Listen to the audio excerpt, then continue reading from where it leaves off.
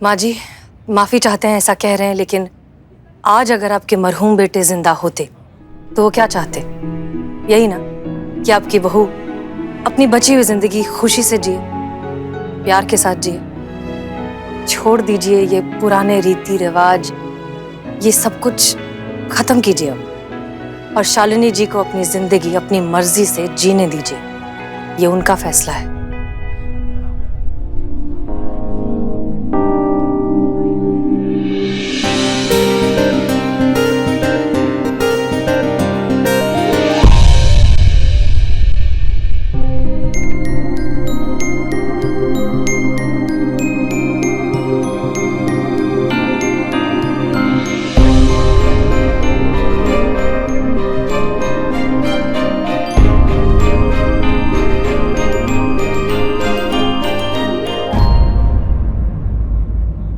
तुम दोनों हमेशा खुश रहो।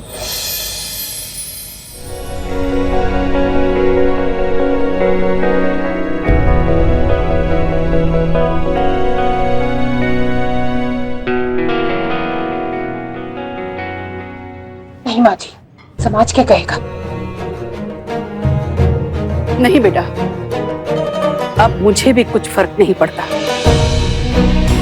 पहाड़ में जाए दुनिया और दुनिया के रीति रिवाज। अरे ऐसे रीति रिवाजों का क्या करना कि जिसमें इंसान अपनी जिंदगी ना जी सकता हो। मुझे भी अब किसी का कोई डर नहीं है, कोई परवाह नहीं है। बस तुम दोनों खुश रहो, सुखी रहो।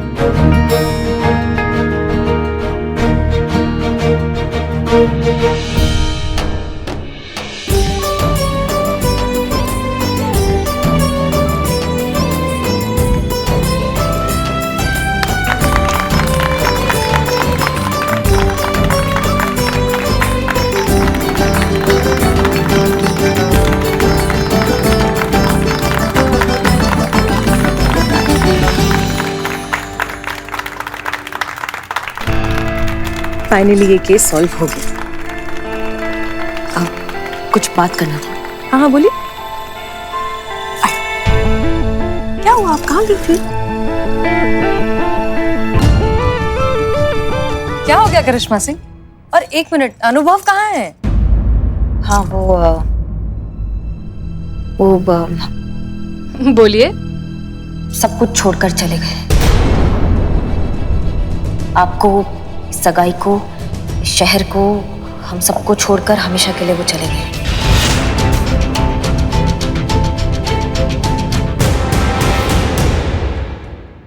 माँ ना हमेशा से हमें कहती थी मैडम सर, लेकिन हमने कभी उनका बात माना ही नहीं कि जो होता है ना वो हमेशा अच्छे के लिए ही होता है। बहुत अच्छा हुआ कि ये सच अनुभव भैया का आपके सामने आ गया। ऐसा धोखेबाज इंसान आपके लायक ही नहीं था मैडम सर। मैं तो शर्म आती है ऐसे धोखेबाज इंसान को अपना भाई कहते हुए। वो समझ में आ रहा है अब हमको कि वो घर गृहस्थी का जिम्मेदारी उठाने को तैयार ही नहीं थे मैडम सर। वो आप समझ रही हैं बात को?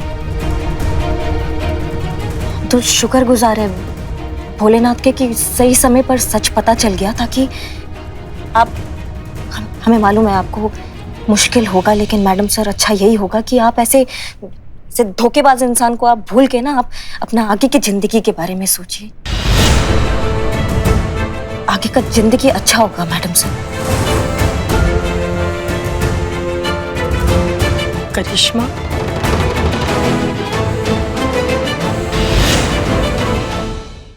नहीं ये नहीं हो सकता। अम्मी नहीं, वो ऐसा नहीं कर सकता। अम्मी संभालिए अपने आप को। वो प्यार करता है तुमसे। अम्मी, उसकी आंखों में मैंने तेरे लिए प्यार देखा है। अम्मी आप देखिए, आप प्लीज शांत हो जाइए। कुछ नहीं हुआ है, सब ठीक है। कुछ तो होगा, कुछ गड़बड़ होगी, वरना वो सगाई में ना आए। नहीं, ऐसा नहीं हो सकता। कुछ काम होगा। अम्मी अभी आप शांत हो जाइए, हम इस बारे में कल इत्मीनान से बात करेंगे, ठीक है? आपको बताते हम इस बारे में आराम से बात करेंगे। प्लीज संभालिए। आप इस तरफ आइए, 2 मिनट के लिए आइए, बैठिए। मैडम सर,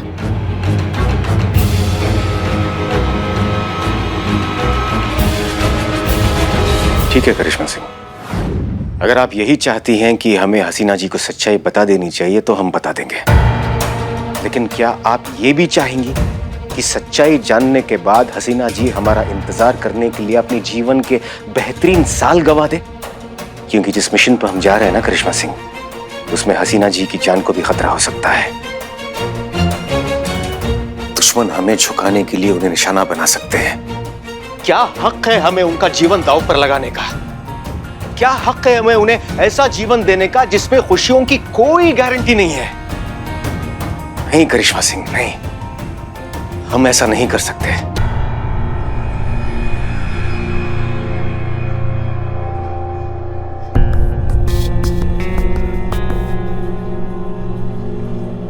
शायद कुछ कहानियां हैं करिश्मा सिंह जिनका अंत अधूरापन ही होता है।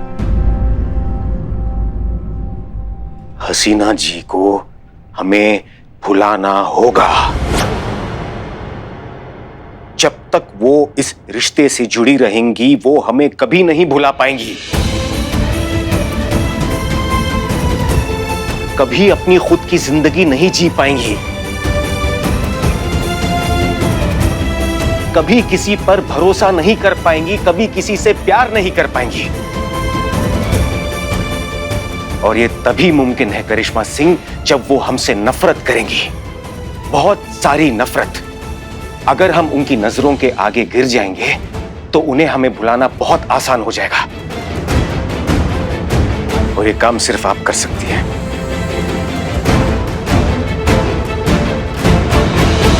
हमारे लिए, हसीना जी के लिए, हसीना जी के आने वाले जीवन के लिए आपको हसीना जी के मन में हमारे लिए घृणा पैदा करनी है। ये एक ही रास्ता है करिश्मा सिंह उनके जिंदगी से दूर जाने का। आपको ये करना है।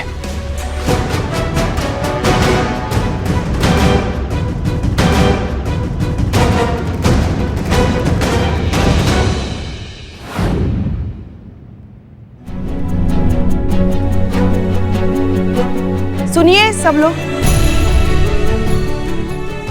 आप सब लोग यहाँ आए, अपना कीमती वक्त हमें दिया, बहुत बहुत धन्यवाद। मगर कुछ घरेलू कारणों की वजह से आज की सगाई नहीं हो पा रही है।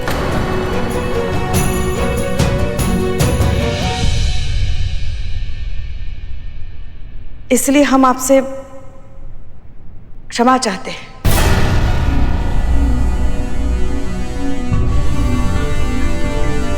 रुकिए।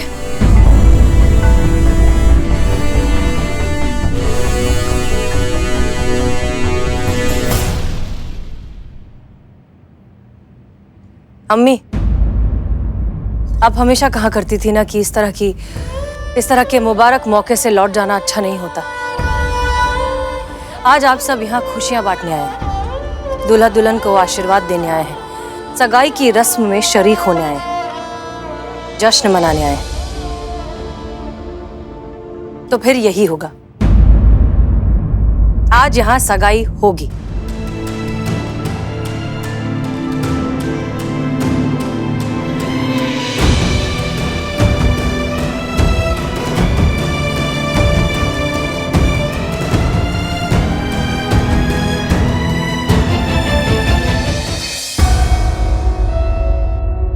बैठिए बैठिए बैठिए प्लीज। आज यहाँ समीर जी और शालिनी जी की सगाई होगी।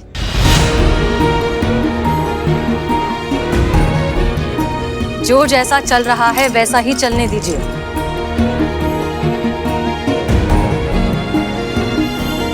अरे आप सब इतने मायूस क्यों हैं? हमारी सगाई तो टूटी है लेकिन हम अभी जिंदा हैं।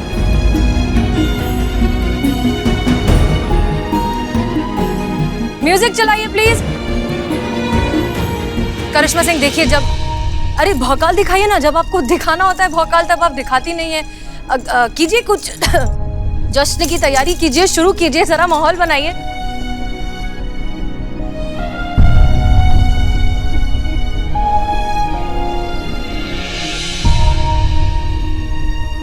सगाई की रस्म शुरू करें।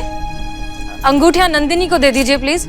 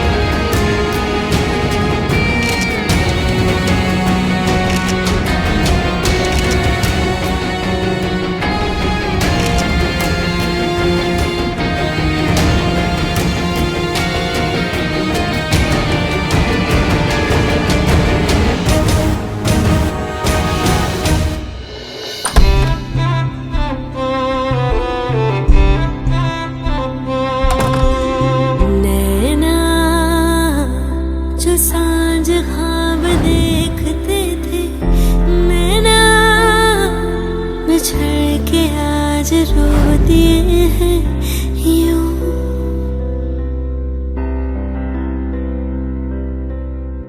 नैना जो मिल के रात जागते थे, नैना शहर में पल के बीचते हैं यूं।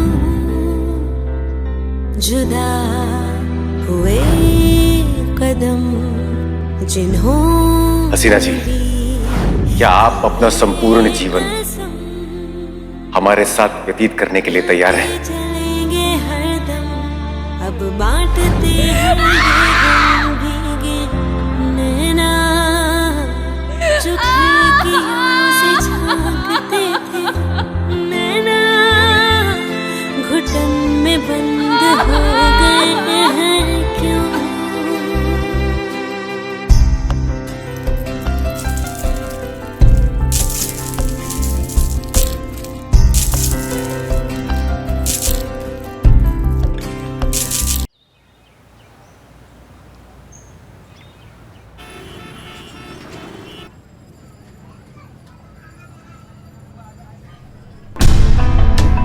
सब कुछ छोड़कर चले गए, आपको, इस सगाई को, इस शहर को, हम सबको छोड़कर हमेशा के लिए वो चले गए।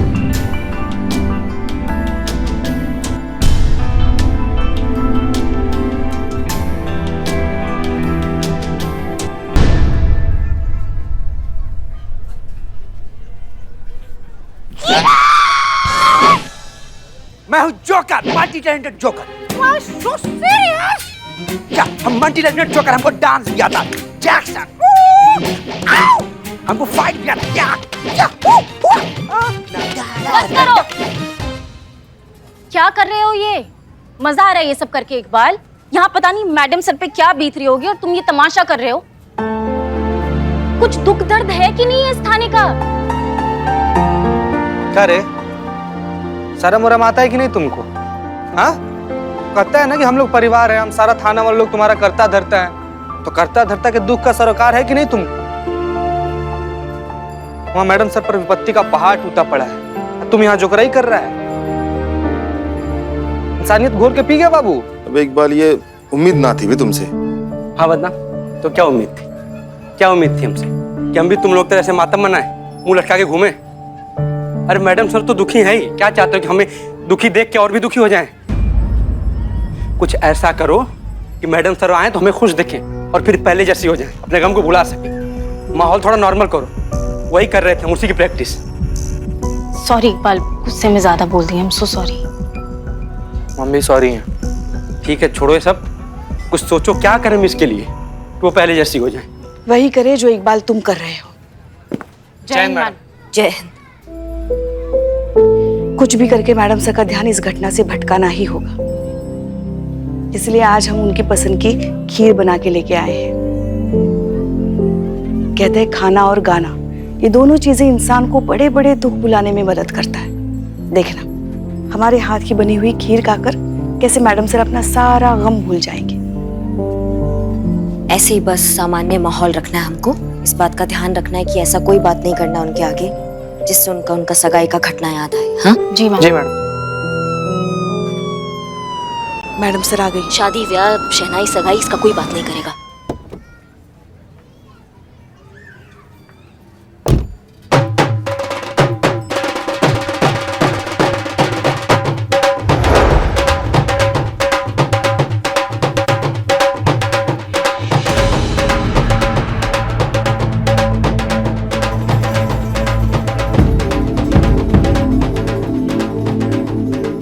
किसने परमिशन दिया यहाँ से आने का?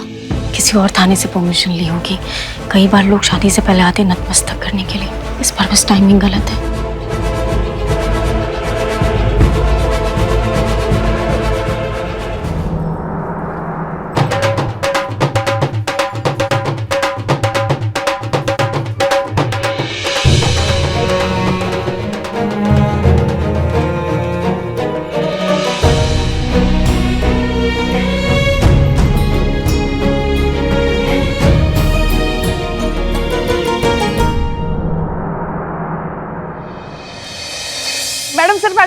सुनिए तो, बूझिए तो सही, आज हम आपके लिए क्या लेकर आए हैं। अपने हाथों से बनाकर लेकर आए हैं काजू की खीर, आपकी पसंदीदा। जीते जा, जल्दी से प्लेट लेकर आ। हाँ, एक minute Pushpa ji, madam sir plate में कैसे खीर खाएंगी? ठीक नहीं लगेगा। मतलब प्लेट में कटोरी और चम्मच भी जीते, ऐसे कैसे खाएंगी वो? जा जा जा, जल्दी लेकर आ जा। मैडम सर आप बैठिए ना। नहीं, हम ठीक है पुष्पा जी। मैडम सर, वो सामाजिक सेवा केंद्र से कुछ लोग आए थे, आपकी कानून व्यवस्था और सामाजिक कार्यों में जो आपका योगदान रहा है उसके लिए आपको सम्मानित करना चाहते हैं। नहीं मतलब हमारे थाना के लिए कितना बड़ा बात है ये, बहुत खुशी का बात है कि हमारा थाना प्रमुख को ऐसा मान दिया जा रहा है। आपको जाना चाहिए। हाँ क्यों पुष्पा जी? हाँ हाँ बिल्कुल बिल्कुल, अरे इसीलिए तो हम खीर बना के लेके आए ना, सबका मुंह मीठा करने के लिए। जीते जा ना, जल्दी प्लेट लेकर, कटोरी लेकर आओ जा। हाँ ला ला।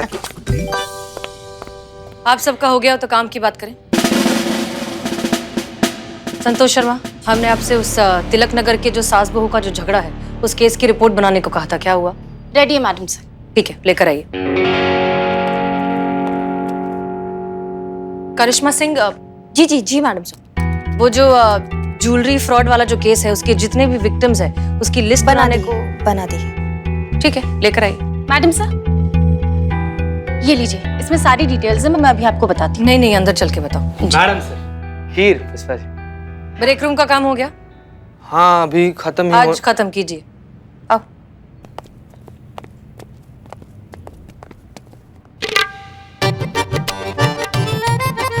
समझ गए ना?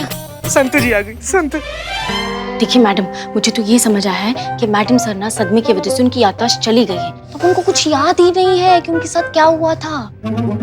हमें अब कुछ करने की जरूरत नहीं है। काश संतु जी हम अभी ना उफ ये मासूमियत ऐसा बोल पाते, लेकिन अभी हम उफ ये मासूमियत ऐसा नहीं बोल पा रहे। इसका दो वजह है। पहला ही कि मैडम सर थोड़ी सी सैड है, और दूसरा ही कि हमारे ठीक राइट में ना करिश्मा मैडम खड़ी है। जैसे हम उफ ये मासूमियत बोलेंगे ना, इनका ऐसा उल्टा हाथ पड़ेगा, हमारे लिए दुनिया उल्टा हो जाएगा। इसीलिए हम उफ ये मासूमियत नहीं बोल रहे हैं। मोटो पागल, नाना करके भी 4 बार उफ ये मासूमियत तुम बोल चुके हो। क्या बात कर रही हैं? हम 4 बार बोल दिए। उफ ये हमारा पर्सनल मासूमियत। मैया तुम्हारे मासूमियत की। संतु जी देख रही हैं? संतु जी मार रहे। मैडम सर जो बर्ताव कर रही है ना, वो नहीं चाहती कि हम उनके तकलीफ के बारे में बात करें उनसे। जितना बात करेंगे उन्हें उतना याद आएगा, तो हमें बात नहीं करना है, समझ गए ना? समझ? नहीं, हमको तो लगता है उल्टा बात करनी चाहिए।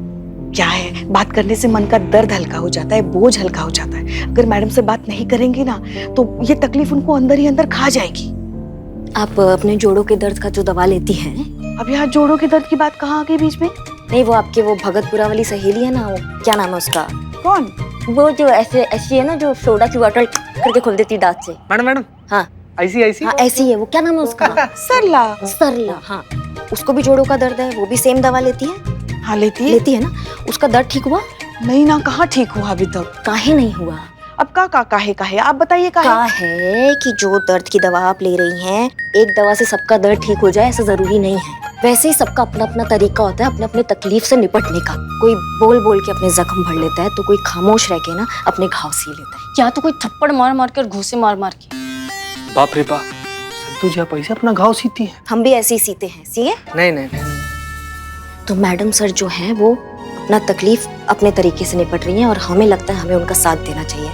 समझ गए ना सर? हाँ समझ गए। तो बस शादी, शहनाई, सगाई, ये सब नाम उनके आगे बिल्कुल नहीं लेने हैं। उनको उनका तकलीफ बिल्कुल याद नहीं दिलाना है। Excuse me. हाँ किस आया? जी कहिए। कल हमारी सगाई थी, हमारी सगाई में हमारा मंगेतर ही नहीं पहुंचा। जिससे प्यार किया था उसी ने हमें धोखा दे दिया। हमें हसीना मैडम से मिला है। मैडम कहाँ है? हमें कंप्लेन लिखवानी है। मैडम सर अपने केबिन में है। ठीक है। मैडम जी, हसीना मैडम हमें रिपोर्ट लिखवानी है। हाँ वो तो ठीक। आप कहाँ थी संतोष शर्मा? हम यहाँ लैपटॉप लेकर। वो मैडम सर। एनीवेज इस बारे में बाद में बात करेंगे। जी आप प्लीज बैठिए, बताइए क्या हुआ है आपके साथ। मैडम कल मेरी सगाई थी